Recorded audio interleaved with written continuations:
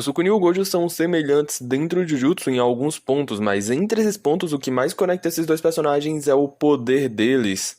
Sukuna é a coisa mais forte da história e o Gojo é a mais forte da era dele. Entretanto, mesmo similares nesses aspectos, a forma que Jujutsu usa eles para trabalhar o conceito de ser o mais forte na obra é simplesmente incrível, já que a obra entrega pra gente duas percepções completamente diferentes desse conceito. Então vamos falar um pouco sobre o Gojo e o Sukuna e a forma que cada um enxerga o peso de ser o mais forte em Jujutsu. E bem, eu sou o Felipe e papo, eu acho que não é segredo pra ninguém que acompanha a obra que o Gojo nunca foi necessariamente feliz por ser o mais forte, era só muito nítido, ele só não gostava disso. E isso mesmo transparecendo arrogância por ser o mais forte e até mesmo respeitando mais aqueles que eram considerados fortes por ele. Um ponto que até se alinha com o Sukuna. O Sukuna respeita a força, tanto que ele chega a demonstrar admiração pelo Gojo ao vencer ele, porque ele era forte, diferente de outras coisas que ele venceu dentro da obra. Aqueles que são realmente fortes, o Sukuna demonstra respeito a eles. Jogo, Gojo, Hajime e Higuruma, todos eles foram reconhecidos pelo rei devido à força deles. Diferente de outros feiticeiros que o Sukuna só venceu, mas por não enxergar eles nem como alguém que tinha potencial, ou pelo menos um oponente, o Sukuna só venceu e é literalmente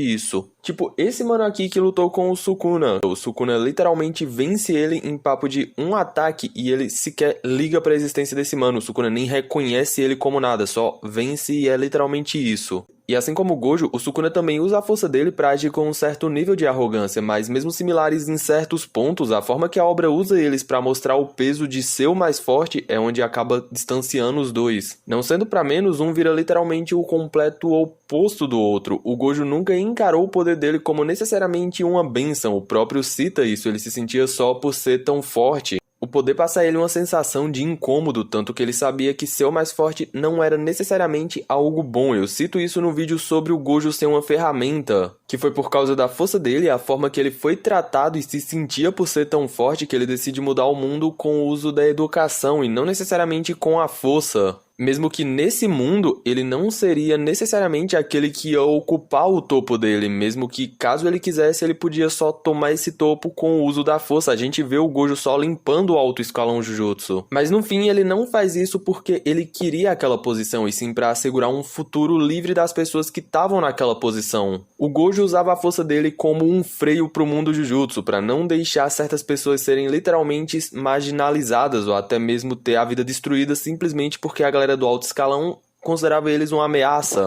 O Gojo quer mudar o mundo, mas não necessariamente obrigando o mundo a se mudar usando a força dele, o que acaba até sendo criticado pelo Sukuna. Uma hierarquia que não se baseia em poder não faz nenhum sentido pro Sukuna, já que diferente do Gojo, que se sentia literalmente isolado por ser o mais forte, a mesma força era o que libertava o Sukuna. O Sukuna vivia literalmente na própria escala dele, ele fazia o que ele queria e vivia como ele queria, e quem se opusesse a esse estilo de vida dele, ele só passava por cima dessa pessoa porque a força dele permitia que ele fizesse isso. A visão do Sukuna sobre todo mundo que cerca ele ou desafia ele é que eles faziam isso por causa da força dele. Ele era amado, servido, seguido e adorado por ser tão forte. Então usar essa mesma força contra essas mesmas pessoas era a única forma que o Sukuna podia demonstrar e responder esse amor que eles entregavam ao rei. E é irônico apontar que o Gojo recebia esse mesmo tipo de atenção, só que diferente do Sukuna, o Gojo se sentia ainda mais isolado por causa disso. Ele sentia que ninguém necessariamente compreendia ou entendia ele. Porque no fim, ninguém conseguia compreender o peso que o Gojo carregava por ser tão forte. O Gojo só queria ser compreendido, ele queria achar alguém que verdadeiramente compreendesse o peso que era carregar